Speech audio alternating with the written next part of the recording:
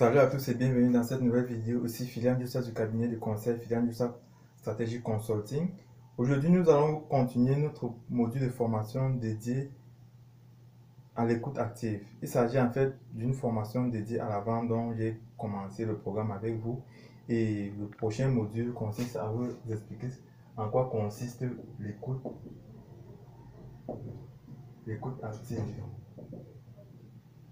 Vous savez, en matière de vente, lorsque vous avez la clientèle en face de vous, la première des choses que vous devez faire, c'est de comprendre le besoin du client, c'est-à-dire suivre ce qu'il a à vous dire. Parce que vous pouvez présenter votre produit au client, mais ça ne répond pas à ses aspirations.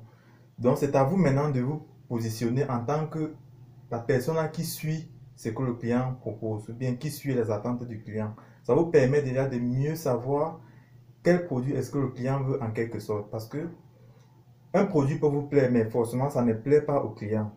Donc, vous devez l'écouter, par exemple. Supposons que vous vendez, par exemple, des chaussures, n'est-ce pas? Ça, c'était l'exemple que j'avais pris pour vous expliquer le cours qui a précédé la fois dernière.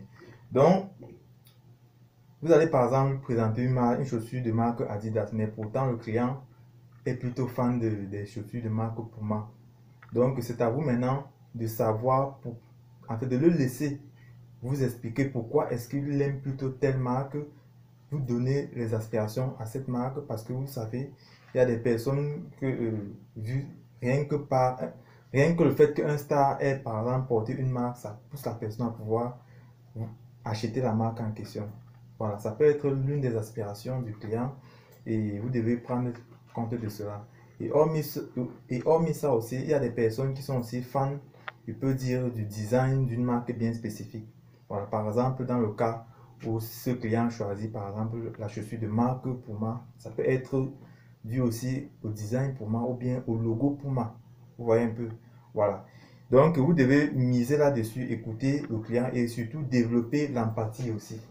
Donc, développer l'empathie. Développer l'empathie. Oui. À ce niveau, cela consiste à mieux comprendre, en fait, entrer dans les émotions du client, quoi.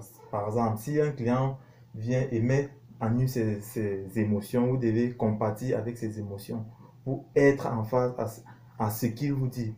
Vous voyez un peu. Vous lui présentez par exemple la chaussure de marque Adidas. Le client va vous dire, bon, je n'aime pas par exemple Adidas, par exemple, le logo n'est pas attrayant. En fait, leur historique, bien leur storytelling ne va pas en conformité avec mes aspirations ou bien avec ma façon de penser. Vous voyez un peu. Voilà, parce que vous devez savoir que chaque marque, avant d'être sur le marché, a d'abord ce qu'on appelle l'historique. L'historique. Voilà. Et certains clients vont acheter ou bien s'abonner à une marque par rapport à l'historique du produit. C'est-à-dire quoi? La façon dont on a conçu les chaussures de marque Adidas. Ce n'est pas la même histoire que la marque Puma a développé sa marque de chaussures. Et par rapport à cette histoire-là, un client va choisir une marque ou bien choisir euh, sa marque préférée par rapport à l'histoire qui s'y cache derrière la marque. Et vous devez aussi prendre en considération ce point de vue-là. Et surtout, prendre en compte ses émotions. Si par exemple le client vous présente une marque ou bien vous développez un point de vue avec un ton un peu du genre très calme, vous devez prendre en compte ce ton-là. C'est-à-dire, vous ne devez pas, par exemple, hausser le ton quand, par exemple, vous constatez que le client vous parle avec un ton un peu assez doux ou bien assez faible. Voilà, vous devez prendre compte de cela. Et un point de vue aussi très stratégique, il faut reformuler les propos du client. Voilà. Reformuler ses propos dans la mesure où cela vous permet déjà de mieux comprendre ou bien de voir si effectivement est-ce que le client, ce qu'il vous dit, est-ce que c'est la même chose que vous concevez? Voilà, parce qu'il y a certains clients, ils peuvent par exemple vous dire que bon, je veux tel produit, mais vous par exemple dans votre subconscient, vous voyez plutôt autre chose. Donc vous devez reformuler la question au client ou bien reformuler ce que le client vous parle pour mieux appréhender. Par exemple, il vous a dit, je veux par exemple la chaussure de marque Puma.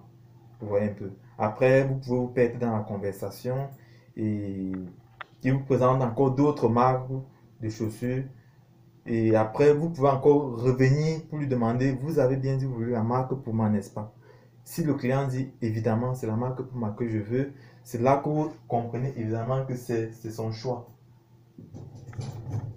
Voilà, c'est son choix. Et vous devez tenir compte de cela. Parce qu'il y a aussi des clients qui peuvent arriver et ils ont besoin d'une marque bien spécifique.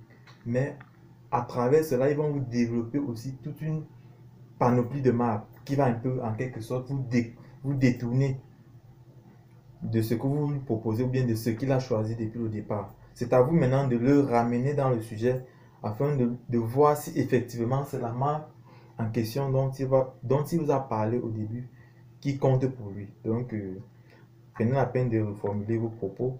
Et un point aussi bien stratégique, c'est de poser des questions ouvertes.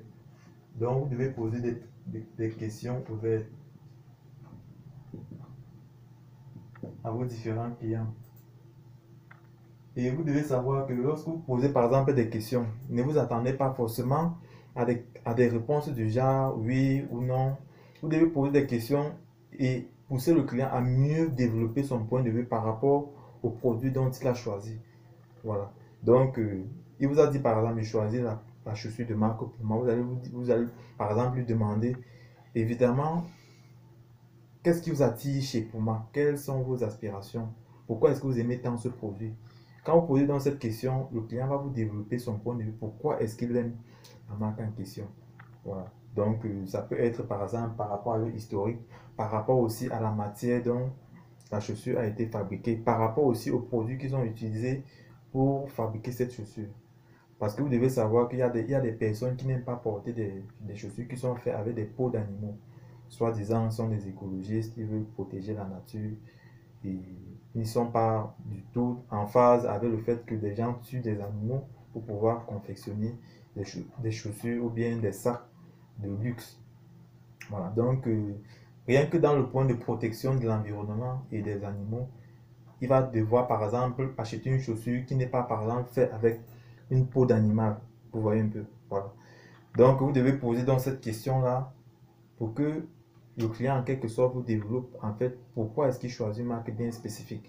Et non seulement cela, ça vous permet déjà de mieux connecter avec le client et savoir pourquoi est-ce qu'il fait le choix et ça vous aide non seulement à pouvoir faire des prévisions sur les autres clients qui viendront par exemple pour la marque en question et vous serez déjà quand même habitué à savoir pourquoi est-ce que le client choisit une marque bien spécifique. Voilà, donc c'est un peu ça. Ça vous permet déjà d'avoir une vue globale de la pensée des clients qui choisissent une marque bien spécifique. Oui.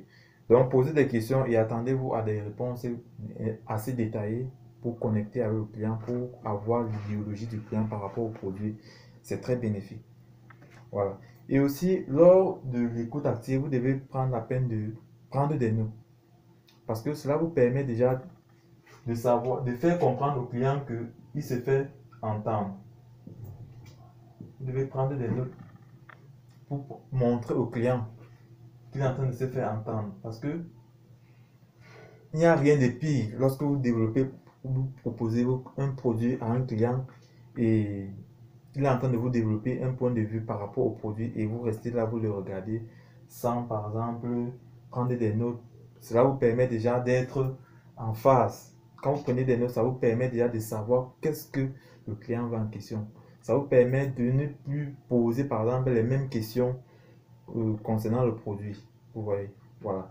Ça vous permet d'avoir les caractéristiques ouverte et claire de ce que le client veut pour ne pas vous perdre dans du n'importe quoi. Oui.